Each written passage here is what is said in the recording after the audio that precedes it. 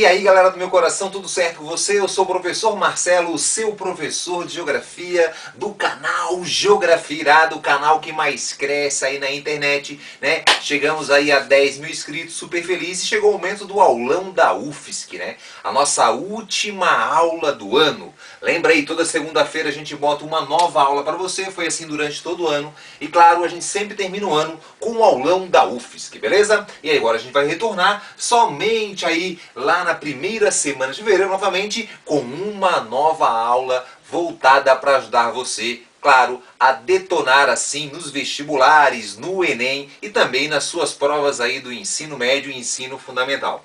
Vem comigo hoje pegar as super dicas do Geografia Irada para o vestibular da UFSC. Tamo junto aí, galera!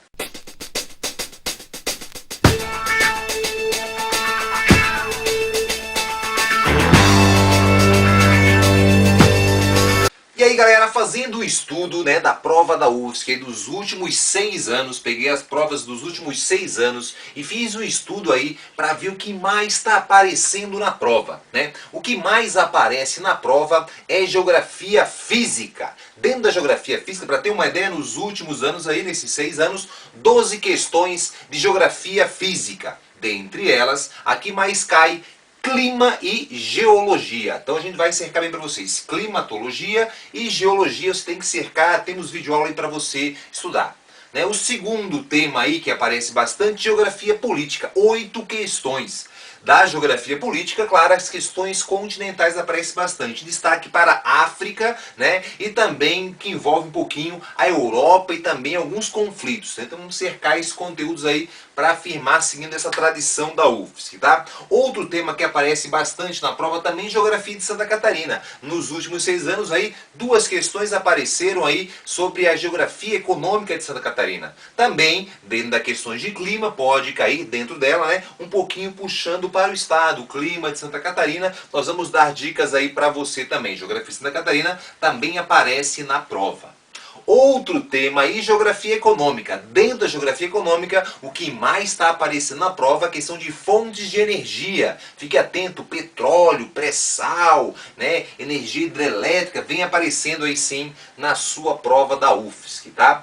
Um outro conteúdo, claro, para fechar esses conteúdos: geografia humana. A geografia humana aparece sim, a questão de demografia e urbanização tem aparecido aí na sua prova. A cartografia, muito pouco apareceu. Para ter uma ideia, a última vez caiu 2012, a questão que envolve fuso horário. Beleza? Então a gente vai cercar aqui para você. O Marcelo aí pegou esses temas aí e separou algumas dicas. Isso é o que mais cai, né? Que mais caiu na prova. Obviamente, não quer dizer que vai cair novamente. Porém, tem uma tendência de manter essa divisão. Geografia física, geografia política, né, geografia econômica e sempre uma questãozinha de Santa Catarina e, claro, ali, demografia e alguma coisa de atualidade. Então você vai cercar. É assim que a gente deve fazer, né, uma preparação para um vestibular. Você deve fazer as provas anteriores, com certeza, todas as provas, né, para aprender a eliminar as questões, resolver ela, ver as pegadinhas. A prova da UFSC, sim, é uma prova que eu acho muito tranquila para você responder ela na questão de geografia. É uma prova que você deve sim detonar, porque o seu concorrente vai detonar a geografia. Você consegue aí, estando, né, na atualidade, ter uma boa base, você consegue resolver várias questões, porque sempre naquela questão tem uma alternativa ali que é muito fácil para você assinalar. Ou seja, se você quer um curso aí mais fácil, garanta lá, né, aquela fácil, marcou, pula, vai para a próxima, ficou em dúvida, não vai tirar ponto de você. Lembra, não é? Eu acertei uma, eu anulo uma. Isso é muito importante, o aluno saber o jogo da regra. Então, se eu tenho 5 alternativas, tinham 2 corretas, eu assinalei uma, né, e não marquei a outra, beleza, então eu acertei essa e essa. Eu só não marquei, só essa eu errei. Aquelas lá que eu joguei errado, eu acertei. Então, sendo assim, eu ganho 0,8, 83 na minha questão. E a maior parte das provas tem de 2 a 3 corretas. Então, segue essa lógica, você vai detonar na UFSC. Vem aí para a nossa dica irada. Vamos começar então as nossas dicas para você detonar, galera. Bom, qual será a dica primeira, Márcia? Nós vamos começar geografia física, que é o que mais cai na prova, né? Eu aposto aí, vou dar para você 3 dicas de geografia física para você cercar. Obviamente, para você aprofundar, você pode seguir as nossas aulas. Não tem como eu chegar e falar, né, tudo ali sobre cada um dos conteúdos, senão seria um aulão aí de 3, 4, 5 horas, você iria cansar, iria né, dar um dislike lá aí pra mim. Eu quero que você dê um joinha aí. Se você gostou, dá um joinha aí, né? Compartilhe esse vídeo que mais pessoas possam assistir. Bom, a primeira dica que eu aposto aí, eu estou apostando muito na questão de geologia, uma questão que envolva rochas, beleza? Então, rochas são agregados de minerais solidificados, lembra disso? Elas podem ser três tipos: ígneas, que são as magmáticas, sedimentares e metamórficas, beleza? Então, as ígneas, formadas pelo magma, como eu falei para você, pode ter a solidificação dentro ou fora da crosta. Dentro da crosta, intrusiva. Fora da crosta, formação, né, tipo extrusivo. A intrusiva, processo plutônico. A extrusiva, o vulcanismo, processo vulcânico, né? A extrusiva, esse mais comum, vamos puxar sempre para Santa Catarina, hein? Nós temos o basalto aí. O basalto é uma rocha ígnea extrusiva, beleza? Esse, o meio oeste catarinense, né, pegando ali da serra, puxando para o oeste, formação de basalto, tá? A rocha ígnea intrusiva, né, um processo plutônico, uma solidificação mais lenta, nós temos aí o granito, presente no litoral catarinense. Então o granito é intrusivo e o basalto é extrusivo. Beleza? Continuando, rochas sedimentares formadas por um processo chamado intemperismo, decomposição aí, né?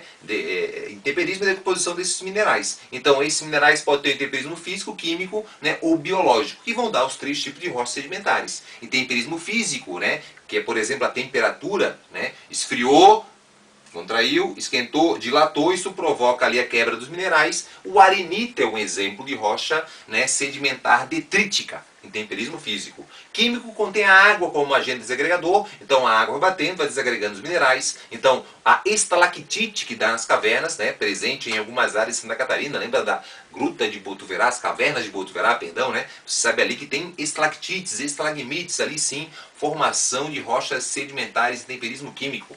E também a rocha, né, de temperismo biológico, a rocha orgânica, sedimentar orgânica formada por restos de animais e vegetais, como o carvão mineral, que um dia foi uma árvore, né, presente no sul de Santa Catarina, muito forte. E também nós temos ali o calcário, o petróleo, dentre outras rochas classificadas aí como sedimentares orgânicas. E a última rocha é a metamórfica. Metamórfica formada aí pelo processo aí, claro, de metamorfismo, alta pressão e temperatura. Ela não tem tipos. Metamórfica é metamórfica. Claro, temos tipos de metamorfismo, pode ser físico e de contato, né? Mas uma rocha metamórfica, um dia ela foi uma outra rocha. Assim você consegue entender o ciclo das rochas. Então, por exemplo, o arenito, que eu falei agora para você, que é uma rocha, né, sedimentar detrítica, se ele sofre pressão e temperatura, ele vira o quartzo. O quartzo é metamórfico.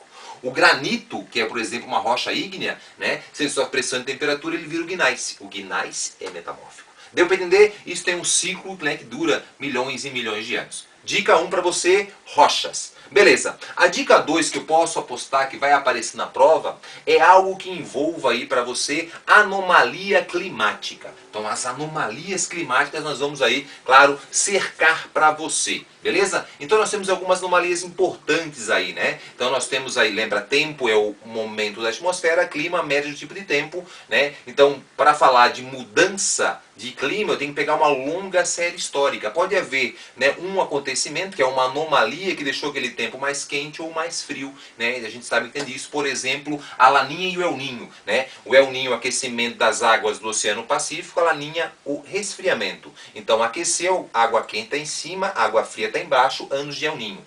Tem um processo de ressurgência, água fria vai em cima, água quente vai embaixo, anos de Laninha. Por isso que ele é cíclico, demora 2, né, anos. Ele pode ser fraco, né, forte ou moderado e é medido pela TSM, que é a temperatura da superfície do mar. Para as regiões sul e sudeste, né, o El Ninho traz mais chuva e a Laninha mais seca. Para a região norte-nordeste, por exemplo, o El Ninho traz mais seca e a Laninha traz mais chuva. Beleza? A Laninha traz aqui para a nossa região, por exemplo, perdas na agricultura, muita seca, estiagem. E o El Ninho traz enchente, catástrofe, né? Nós temos uma grande rede hidrográfica, né? Cidades que foram surgindo às margens desses rios e, claro, ocupando áreas, né, bem próximas. Quando tem a chuva em excesso, a cheia dos rios, provoca aí, lembra do Vale do Itajaí, sofreu muito aí, década de 80, década de 90, né, com essas enchentes, até recentemente aí também, né, 2005, 2010 aí, algumas grandes enchentes que causaram aí, né, grande destruição e grande, né, calamidade, né, e prejuízos, claro, ao estado e às cidades catarinenses. Beleza? Então essa é uma anomalia, tem que se ligar. Uma outra questão importante para a gente entender seria a chuva ácida. A chuva ácida é um fenômeno, claro, natural. Naturalmente tem a chuva ácida. Toda chuva ela é ácida. A acidez é medida pelo pH. pH abaixo de 7, chuva ácida. Obviamente que essa chuva causada pela ação antrópica do homem com grandes danos, ela está relacionada diretamente ao que, Marcelo? Ela está relacionada diretamente à eliminação de poluentes, eliminação de óxidos, né? Então a queima de combustíveis fósseis liberam óxidos que se misturam com a água e se transformam em ácidos, principalmente o ácido sulfúrico e o ácido nítrico, que tem um pH aí na faixa de 5 ou até menos. Essa clara chuva com essa grande quantidade de poluentes, né, de óxidos que se transformaram em ácidos, vão causar destruição, queimadas, corrosão de praças, mortalidade de plantas, de peixes. Tudo isso é causado pela chuva ácida, tá? A chuva ácida se forma em áreas industrializadas, mas podem cair em florestas, né, devido à dinâmica que existe da atmosfera. Lembra? Né, nós temos a primeira camada, que é a troposfera. Então a troposfera vai de 0 até mais ou menos 12 quilômetros, até 8, a maior parte dos fenômenos, de 8 a 12, corrente de jatos, ventos bem fortes, que o El Niño se propaga, né? Vem lá do Pacífico para cá, que a cinza de uma erupção vulcânica, né, que aconteceu no Chile, chega na região aí de Florianópolis, Porto Alegre, várias áreas aí, né, do litoral do Atlântico aí, por exemplo, claro, devido a essa camada, e também a chuva ácida, né, ela forma, sobe, né, e desloca aí, caindo em outras regiões. Beleza? Amenizar, posso usar transporte público, dá uma olhadinha na nossa aula e aprofunda mais conteúdo. Bom, uma outra questão importante a gente saber, claro que é interessante, é a questão, né, dos furacões, tufões, né, ciclones e tornados. Temos uma aula de anomalia climática, fica atento a isso, né? Então, um tornado, né, ele é formado dentro do continente, inclusive em Santa Catarina tivemos aí recentemente Xanxerê, um grande tornado, causando muita destruição e até mortes. Então, como é que ele se forma, Marcelo, né? Está relacionado à nuvem de desenvolvimento vertical, chamada cúmulos nimbus. Então, o que acontece, né, esse ar quente sobe rapidamente, ele esfria e desce, né, formando, né, aqueles redemoinhos, aqueles cones, que vão se deslocando e causando, assim, grande destruição. Tá?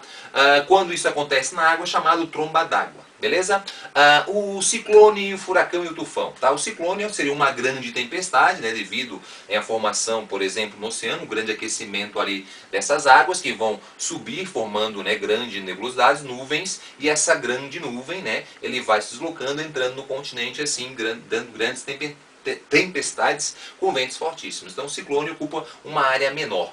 O furacão seria, claro, já uma área maior de abrangência, com ventos aí de maiores velocidades, causando grande destruição também, tá? São classificados aí em níveis, sabe disso, né? E lembrando que tufão é a mesma coisa, só que na Ásia se chama tufão, né? Em algumas regiões chamam de ciclone também lá, essa mesma característica. A região ali que pega, né, a região do Caribe, puxando para os Estados Unidos, são áreas de constante. Tivemos aí recentemente no Haiti, né, nos Estados Unidos, aí, alguns furacões com grande poder de destruição. Em Santa Catarina tivemos o furacão Catarina, o primeiro do Atlântico Sul. Não esqueça disso. Beleza? Bom, essa é uma questão de anomalias. E a última dica de anomalias, as monções, né, o clima tropical monsônico no Sudeste Asiático. Nós temos ali, claro, um excesso de chuva, é o clima que mais chove no Brasil. E essa chuva está relacionada à diferença, né, de pressão que existe entre continente e oceano numa determinada época do ano. Então nós temos ali o continente, né, naquela região, por exemplo, da Índia, ele no inverno fica frio, se fica frio, o ar frio desce, formando uma área de alta pressão.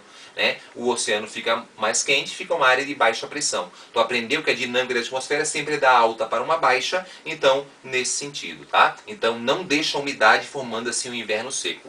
Já no verão, o continente se esquenta muito, uma área de baixa pressão, o ar quente sobe, baixa é a pressão. A alta pressão vem, né, do oceano jogando muita umidade e muita chuva, chovendo aí acima de 5.000 milímetros.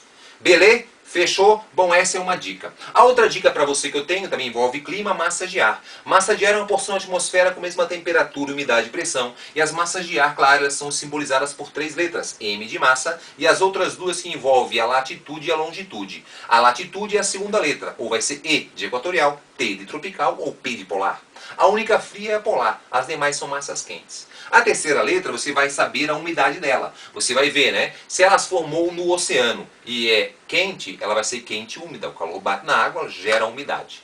Se ela se formou no continente e essa região não tem grandes rios e florestas, ela vai ser quente e seca. Como ali a massa tropical continental, que se forma na Baixa do Chaco, né, dando ali momentos de estiagem, seca e até veranico em algumas áreas do Brasil. A massa polar ela consegue chegar no norte e nordeste do Brasil, dando assim, né, uma anomalia que a gente chama de friagem, né, que não é nada frio, mas para eles é frio. Eu estive até esse ano dando um aulão lá em Rondônia, estava, sem mentira, 28 graus e tinham vários alunos com blusa de lã. E eu suando, derretendo, eles com blusa de lã, falando que estava frio, 28 graus. É realmente, né, a questão da sensação para eles, que é quando essa massa de ar consegue chegar lá pela essa diferença de pressão.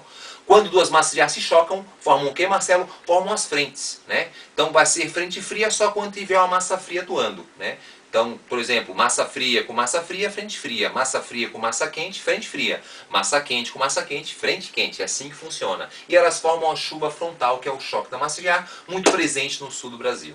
Lembra, o clima de Santa Catarina é o subtropical, mesotérmico, úmido, com chuvas bem distribuídas. Nas áreas acima de 600 metros, é classificado como CFB. Nas áreas abaixo, CFA. Beleza? Essa é a dica de Geografia Física, dá uma aprofundada aí. Vamos então agora para a Geografia Política, que é o segundo tema que mais cai aí no vestibular da UFSC. Eu aposto aí em duas questões. Bom, a primeira questão eu acho que pode aparecer na prova, por mais que caiu aí uma questão nos últimos anos, mas não era tão direta assim, né? Ela envolvia outras áreas. Eu aposto Europa, tá? Europa aí tem muita pedida para aparecer, né, sobre essa região ali, sobre esse continente. Principalmente, claro, o fluxo migratório muito grande de refugiados do Oriente Médio e da África, toda a crise, a saída do Reino Unido, né, da União Europeia. Então a gente tem que estar atento à questão da Europa, sim, tá? Então, Europa, né, localizada aí você vê, né, fronteira com a Ásia, né, e também próximo ali, separado ali também pelo mar Mediterrâneo da África, né? Então ela é um continente aí considerado do velho mundo, né, formado por mais de 50 países aí com várias, né, grupos étnicos, os quatro principais, os eslavos, né, os latinos, os saxônicos e os germânicos, são os quatro grandes grupos aí, e tu sabe que eles foram, né, colonizaram assim durante toda a sua história, grande parte do planisfério, né, toda a América lá, principalmente a América do Norte pelos saxônicos, a América Latina, né, pelos latinos, obviamente, a África, separaram a África no Tratado de Berlim em 1884 em colônias, né, para ter assim o fornecimento da matéria-prima, não respeitando, né, as tribos, a diferença, motivo de grandes conflitos no continente africano. E também na Ásia tiveram influência, no Oriente Médio, a Inglaterra teve muita influência, né, outros países com a França, principalmente a Inglaterra e a França, tiveram muita influência em alguns países asiáticos. Aqueles países que tinham uma cultura, uma civilização mais avançada, como os japoneses, chineses, mantiveram, indianos, né, mantiveram muito a sua cultura ainda presente. Apesar da Índia, tu sabe, foi uma colônia inglesa, também teve grande influência da Inglaterra. A Oceania, né, lembra disso? A Inglaterra foi lá, montou uma colônia penal, então tu sabe que eles tiveram grande influência. E migraram assim historicamente pelo mundo inteiro. E hoje, claro, os envolvidos, né, a crise que existe aí de vários conflitos, né, crise econômica, muita gente quer em busca dessa qualidade de vida, né, na Europa, de riquezas conquistadas deles, explorando todas essas áreas do mundo, mas eles, claro, não aceitam. Existe um movimento de xenofobia, que é essa aversão a estrangeiros. Hoje nós temos sim um grande fluxo migratório, né, devido aos acordos da União Europeia e também da Acnur, que é a agência que regula os refugiados. Eles têm que aceitar um grupo de refugiados. E claro, a população não concorda muito com isso, né, essa aversão ao estrangeiro, também a questão econômica, né, vai gerar mais pessoas jovens lá concorrendo a um emprego, então tudo isso, gastos públicos, sociais, educação, então existe um movimento, e esse foi um dos grandes motivos aí, né, do Reino Unido pedir, após um plebiscito, a saída da União Europeia, beleza? Então isso tem que estar atento, devido a toda essa questão dos refugiados, né? Então os jovens acham lá no Reino Unido que eles não têm que pagar a conta desde a crise europeia lá de 2007, 2008, começou naquele momento lá, que se intensifica naquele momento, e agora essa questão dos refugiados, né? Então a Inglaterra, junto com a Alemanha e França, os mais envolvidos da Europa, tendo que bancar isso, né? Toda parte dessa grande dívida, né, devido a essa crise, e agora também tendo que aceitar um grande número de refugiados, e assim gera aí uma polêmica, né, mundial aí, apesar de ainda estar nessa fase transitória da saída, né, mas tem que estar atento isso para a prova, beleza? Fique atento aí à diferença de né? Que é Inglaterra, que é Grã-Bretanha, que é Reino Unido, é uma coisa bem óbvia, mas para você não cair, né? Inglaterra é o país, beleza? A Grã-Bretanha é a grande ilha, que envolve além da Inglaterra o país de Gales e a Escócia. E claro, o Reino Unido envolve mais a Irlanda do Norte, beleza? Tem, claro, a rainha aí, né, como a grande comandante, beleza? A Irlanda, ela não faz mais parte, ela pediu para sair já há algum tempo, mas a Irlanda do Norte pertence ainda ao Reino Unido. A Escócia, né, ela deu uma declaração aí, o seu primeiro-ministro, falando que, claro, ela vai, mesmo tendo tido há pouco tempo um plebiscito e decidido ficar no Reino Unido, esse afastamento, se ela considerar que vai prejudicar a sua economia, ela pode pedir para sair do Reino Unido. Tranquilo? Cerca isso. E claro, tu sabe ali os países mais envolvidos. A Alemanha, um país altamente industrializado, né? Reino Unido aí foi o berço aí praticamente da primeira Revolução Industrial, né? E nós temos também a França, né? Vários países aí bem desenvolvidos aí dentre as grandes principais economias do mundo aí pertencente, claro, ao grupo do G7, beleza? Certo? Isso aí, Europa, dá uma olhadinha, temos uma aula sobre a Europa e aprofunda mais esse conteúdo, esse fluxo de refugiados, a questão da crise econômica e os países recuperando, né? Os PIIGs, lembra disso? Portugal, Irlanda, Itália, Grécia e Espanha, muito afetados na crise. Tranquilo, dominado. Bom, essa é a questão que envolve aí para você a Europa, beleza? Um outro tema aí que a gente tá apostando aí que pode aparecer, claro, é uma questão que envolve aí pra gente aí, né? Faz tempo que não aparece, que eu tô jogando a minha fichinha ali, vamos apostar aí, né? Olha o poker, joguei a fichinha, que é a questão que envolve em si a América, tá? Principalmente a América Latina, que durante muito tempo teve todo esse movimento de esquerda aí, né? Um movimento de governos mais populares, e que hoje isso vem meio que se quebrando. Então saber essa diferença, os países que vêm crescendo, vêm enfrentando crise, né? Então a América Latina, do México para baixo, não é isso? Do México para baixo, são os países aí que tiveram uma colônia, né? Durante muito tempo, colônia de exploração, principalmente por espanhóis e portugueses, beleza? A América do Sul, de um modo geral, vamos começar pela América do Sul, nós temos grupos de países, né? A América das Guianas, que tem o Planalto das Guianas, são países basicamente extrativistas, né? Com bastante desigualdade e pobreza. Lembra que tem um território que pertence, né, à França, que é a Guiana Francesa. Nós temos a América Latina, que é o PAU, Paraguai e Uruguai, que tem a sua economia baseada na agropecuária, trigo, bovinos, né, bem forte nesse país, e o Paraguai agora crescendo muito industrialmente, né, redução de impostos, muitas indústrias brasileiras indo para o Paraguai, mas é um grande produtor aí, né, de soja e de fumo, aí os brasiguaios desenvolvem lá muito essa economia, tá? E também faltam os países andinos, né, que são os países que têm a Cordilheira dos Andes, que vai desde a Venezuela até o Chile, Venezuela, Colômbia, Equador, Peru, Bolívia e Chile, tem essa economia muito baseada no extrativismo, mineral principalmente, petróleo é o destaque, né, estanho também, cobre no Chile, então esse é o Peru com a pesca, também petróleo, então a economia deles é muito baseada no extrativismo. E o Brasil, por ser um país continental, não entra nessa divisão. Então essa é a América do Sul, beleza? A América Central, a América Istímica e a América Insular, países também que hoje crescem muito a questão do turismo e alguns com paraíso fiscal, mas também existe muita pobreza, destaque para o Haiti aí, né, que acaba devido a duas grandes catástrofes, né, o terremoto e esse agora recente furacão, né, deixa a população ainda, né, que seria o país mais pobre da América aí, mais fragilizada, e eles buscam outras alternativas em várias partes do mundo. Beleza? Tranquilaço, tá? E sobrou ali o México, também um país que vem crescendo economicamente, que tem uma ligação muito forte com a sua economia através do NAFTA, que é um bloco econômico, com os Estados Unidos e Canadá. Então, dá uma cercadinha, temos várias aulas sobre a América, aprofunda aí. Essa é a nossa dica de geografia política. Vamos à nossa terceira dica, geografia econômica. Da geografia econômica, eu tenho que falar para você, a nossa dica especial, eu aposto em duas dicas. A primeira dica é industrialização brasileira e a segunda, fonte de energia. Estou apostando aí para a prova. Então, industrialização brasileira. Lembra, começou no período colonial, né? Começou lá com as primeiras indústrias no Brasil. Obviamente, quando elas começaram a crescer, Portugal não se agradou e proibiu. Então, lembra, o período colonial é marcado pela proibição.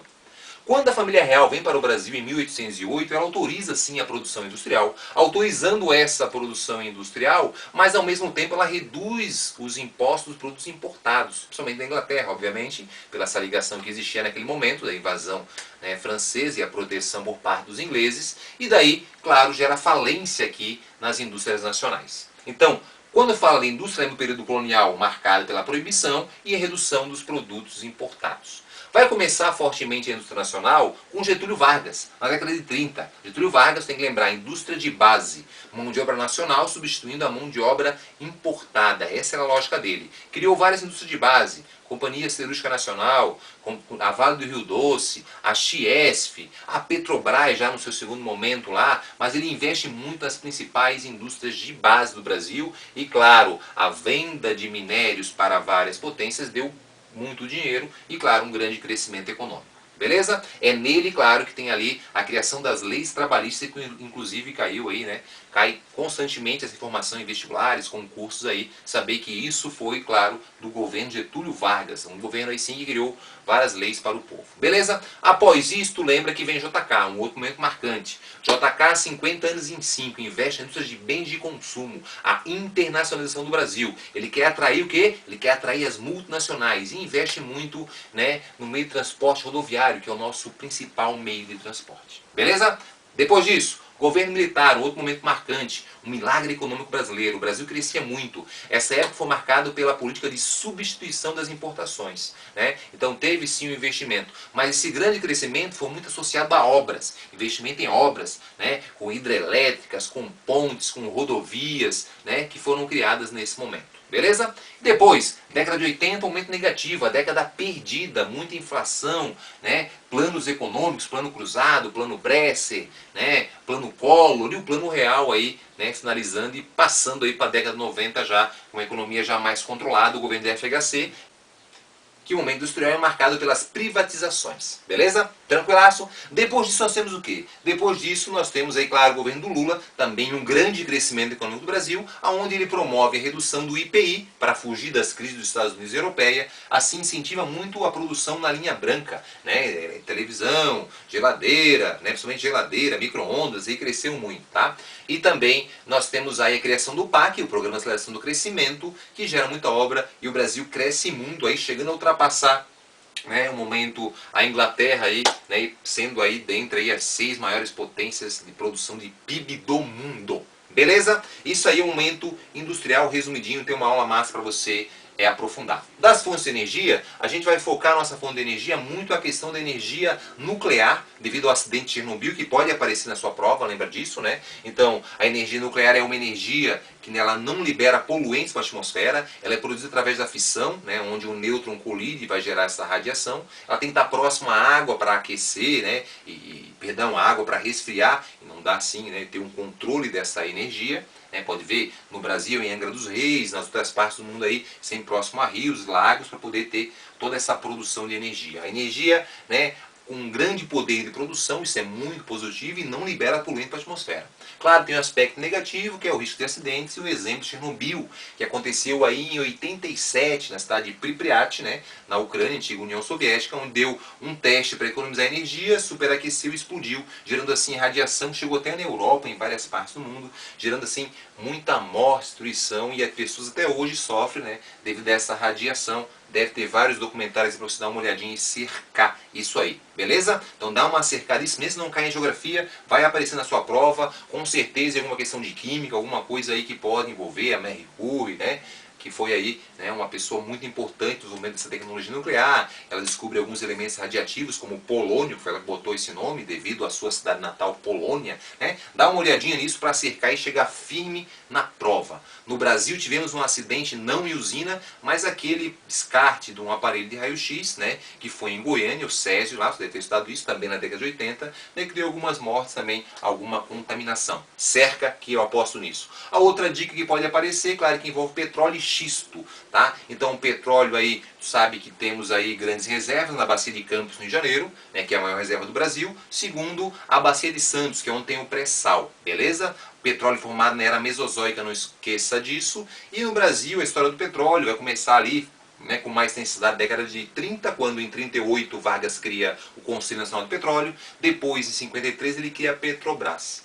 Com a crise do petróleo da década de 70, né, maiores são os investimentos. É criado o Proálcool para evitar um pouco essa dependência. O petróleo tinha subido muito, 400% do preço, e o Brasil começa, né, descobre campos e fazia as suas plataformas, e cada vez vai diminuindo mais a sua dependência do petróleo externo. Beleza? Tá? FHC ele muda a lei autorizando que empresas estrangeiras possam, né, explorar minérios do Brasil, é onde a Vale é privatizada e a pressão aí para privatizar a Petrobras também. Beleza? Não vamos entrar muito nesse assunto, dá uma ligadinha nisso, a questão dos royalties. Veja a nossa aula do petróleo aí para você aprofundar e ter mais certeza. Essa é a dica de geografia econômica. Vamos às nossas duas últimas dicas, galera. Bom, a nossa dica aí de geografia humana. Vamos estudar um pouquinho a questão da demografia. Vou jogar para você uma deixa aí bem importante aí que eu acho que pode aparecer na prova. A população mundial continua crescendo. Estamos acima de 7 bilhões. O país aí que tem um grande crescimento e logo vai ultrapassar a China, sabe que a China é o país mais populoso do mundo, né? Com mais de 1 bilhão e 300 milhões desses 7,5 bilhões, é a Índia, né, que já está quase chegando a 1 bilhão e 300 milhões de habitantes, né, e ela tem um crescimento muito maior. Para ter uma ideia, quando ela conquistou a sua independência em 47, ela tinha 350 milhões de habitantes. E hoje ela já está, né, superando aí, né, quase superando, vamos dizer assim, a China aí, né? Chegando lá e ela vai ultrapassar em breve a China sendo o país mais populoso. A China conseguiu controlar esse crescimento populacional a partir da política de um filho só, né? Então cada chinês poderia ter um filho só, beleza? Então o segundo filho perdia a gratuidade, né? O aborto é legalizado lá, sabe disso, né? É um país também que tem mais homens do que mulheres, devido a essa política, eles preferem ter o homem pela tradição e outros fatores, não vamos entrar nesse aprofundamento agora para você, mas fique atento a isso. Recentemente ela muda essa política, né, 2015, autorizando agora a família a ter 2 filhos. Isso, claro, é gerado pela população chinesa que está ficando velha, vai faltar no futuro mão de obra, mercado consumidor começa a diminuir, então, claro que ela fez essa mudança agora para 2 filhos. Isso é importante a gente saber, beleza? País populoso que tem uma grande quantidade de habitantes, total povoado ocupado. O Brasil é um país populoso, mas não é povoado, tem uma baixa densidade demográfica. Lembra que a pirâmide etária brasileira já foi assim na década de 30 e foi reduzindo o número de filhos e aumentando a expectativa e ela está no processo de transição. Assim é do país envolvido, onde nasce pouco e as pessoas vivem bastante. Beleza? Um país pobre tem grandes investimentos em educação, muito jovem para qualificar, e saúde para aumentar a expectativa. Um país rico, ele tem, né, muito investimento, né, em saúde, porque tem muitos velhos, e também em previdência social, muito aposentado. O Brasil está no meio termo, por isso é toda essa polêmica aí da revisão, né, da questão das aposentadorias, da previdência social aí que eles querem mudar, porque a população brasileira está ficando cada vez mais velha, né, com maior expectativa de vida e diminuindo o número de filhos. No Brasil hoje nascem mais homens, mas temos mais mulheres, porque as mulheres vivem mais do que o homem. Beleza? Tranquilaça aí, né? Dá uma cercadinha aí sobre as teorias do crescimento, a malthusiana, a neomalthusiana, reformista e ecomalthusiana. Também temos uma aula sobre isso, aprofunda ali, né, para chegar lá e detonar. Para fechar, a urbanização. Então, urbanização é o aumento da população urbana em detrimento da população rural. O Brasil, durante muito tempo, devido à sua economia ser baseada ao café, era um país, claro, rural, né? Bota a década de 30. Depois ali da crise do café, claro, o processo de ação de Vargas, JK, cada vez mais o Brasil vai invertendo, a população rural vai diminuindo e a população urbana vai aumentando. Hoje, mais de 85% da população, segundo o IBGE, é uma população, né, urbana no Brasil. Beleza? Quando a cidade, claro, cresce, como o Brasil cresceu de uma forma rápida e desordenada, acontece algo chamado macrocefalia urbana, esse crescimento rápido e desordenado. Favelização, ocupação de áreas indevidas, comum de um processo de macrocefalia típico da América Latina. Beleza? Claro, nós temos algumas metrópoles no Brasil, a principal delas é São Paulo, Rio de Janeiro, né? Aí tem Belo Horizonte, dentre outras metrópoles. No sul do Brasil, apenas Porto Alegre e Curitiba. Santa Catarina não tem metrópole, regiões metropolitanas. A cidade mais populosa de Santa Catarina é Joinville. Beleza? Densidade, nós temos, né, Balneário Camboriú, Itapema, cidades com uma altíssima densidade demográfica, acima de 1.000 habitantes. São José da Grande Florianópolis também, né, acima de 1.000 habitantes aí por quilômetro quadrado, isso é muito, né, um número muito elevado. Apesar da população de Camboriú, né, ser uma população muito sazonal, de casas de verão, né, por isso que alguns apontam que São José da Grande Florianópolis, população fixa, né, tem sim a real principal densidade demográfica. Beleza? Continuando essa questão aí, para fechar aqui a urbanização, lembra dos problemas urbanos, né, da macrocefalia, a cidade cresce, ela vai se conurbando, formando as regiões metropolitanas, conurbação é a ligação da rede urbana. Obviamente que temos problemas, né, de poluição sonora, poluição visual, né, produção de lixo, lixo, tudo isso questões que se cair na prova são bem fáceis de interpretar aí para você detonar e, claro, chegar firme na prova. Por último, a nossa última dica aí para você é sobre Geografia de Santa Catarina, né? Então a gente já falou alguma inserção dentro dos conteúdos que eu falei para vocês, Geografia de Santa Catarina. A gente vai aqui falar a nossa última dica que envolve a Geografia de Santa Catarina. Eu vou postar aí em duas dicas aí, né, diferentes. É a questão de vegetação e hidrografia. Vegetação catarinense, lembra disso? A principal, a predominante, apesar de ser a mais devastada, é a araucária, que ocupava grande parte do estado. Hoje, se fala assim, a vegetação, né, que predomina hoje em Santa Catarina é a Mata Atlântica, sabe disso. Mas historicamente a araucária, né, se você olhar o mapa da mata original, é o que mais tinha, mas foi muito devastada em todo o processo, né, de ocupação, da construção de uma ferrovia ou serrarias que foram instaladas principalmente no Planalto e puxando, claro, para o oeste e meio-oeste catarinense. Beleza? Então a araucária é vegetação ombrófila mista. Um mista quer dizer que tem angiosperma e gimnosperma. Tá? Ombrófila, né? Uma vegetação úmida devido à boa média de chuva do clima subtropical. Beleza? É uma vegetação perene também, ela fica verde o ano inteiro. Ela é heterogênea, mas tem uma pequena variação. Ela não é um tipo só, não é só pinheiro. Tem o pinheiro da araucária, que é o pinheiro angustifoliado. Ela tem cedro, canela, erva mate, tudo isso é típico, né, de vegetação de araucárias, beleza? Continuando, a Mata Atlântica é ombrófila densa, heterogênea, latifoliada, né, folhas largas, sabe disso, né? Perenófila, sempre verde, né, muito pelo litoral catarinense e devastada pela especulação imobiliária, né, também algumas áreas, porque ela é muito preservada ainda, porque tem parques ambientais como o da Grande Florianópolis, da Serra do Tabuleiro.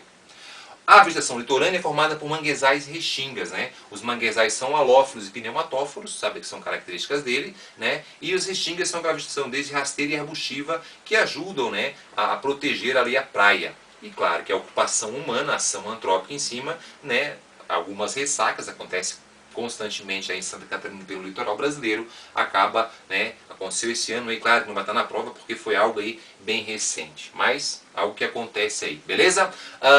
Lembrar que os manguezais vão até laguna só, depois da laguna não tem manguezal. Outra vegetação, que é a floresta subtropical, que dá na margem do Uruguai, é uma floresta, né, decídua, que as suas folhas caem. E por último, o campus, que é formado no Planalto Catarinense, Planalto Serrano, muito utilizado para pecuária. Belê, hidrografia para fechar, característica, né, pluvial, perene, planalto, exorreica, estuário, são as características gerais. Temos duas vertentes, a vertente interior e a vertente litorânea, né, e os divisores da água, né, os dois divisores seriam a Serra Geral e a Serra do Mar, belezaço, tá? Dos rios da vertente interior, o principal é o Uruguai, que divide com o Rio Grande do Sul, que é formado pelo Canoas e o Pelotas. O rio que divide com a Argentina é o rio Peperiguaçu. Tranquilaço? Tá. Na vertente litorânea, o principal é o rio Itajaí, né? O Itajaí forma aí junto com outros rios do oeste, rio do sul, forma a principal ali, bacia genuinamente catarinense, tá? Na foz dele, alguns rios aí, né? Alguns portos importantes aí, como o Itajaí e Navegantes, Porto Nave. Mais em cima, ao norte, nós temos o rio, né, Itapocu, e mais para o sul, além do Tijucas, né, Tubarão, Araranguá, e lá no extremo sul, Mampituba, que divide com o rio Uruguai. Tem uma aula sobre a hidrografia catarinense. Bom, galera, essa foi a nossa última aula aí do ano, desse ano 2016. Né? Vamos dar agora uma férias para você relaxar e também o professor aqui poder descansar um pouquinho. E retornaremos aí, né, com as nossas aulas semanais. Inscreve no nosso canal aí, compartilhe nosso trabalho. Eu vou estar torcendo aí para você detonar na UFSC aí. Você, com certeza, são as dicas que o seu professor na sala de aula deu, que vão fazer a diferença. Aqui são algumas outras dicas, alguma outra visão para complementar aí que o seu professor deu para você. Valorize o seu professor aí, hein, galera? E vá firme na prova, não sai chutando tudo, com calma, tranquilidade, leia bem a questão, né? E resolva a prova aí com fé e confiança que sim, você vai conseguir o seu objetivo, beleza? Se passou, detonou em geografia depois, né? Manda um comentário aí no próprio vídeo aula, aí no aulão aí, né? Que a gente vai com certeza dar os parabéns para você e divulgar o seu sucesso. Um beijão para você, não esqueça, retornamos em fevereiro, curta, se inscreva e assista às aulas aí, programe sim que você vai conseguir o seu objetivo, que é entrar no ensino superior. Valeu, galera, até o nosso próximo ano.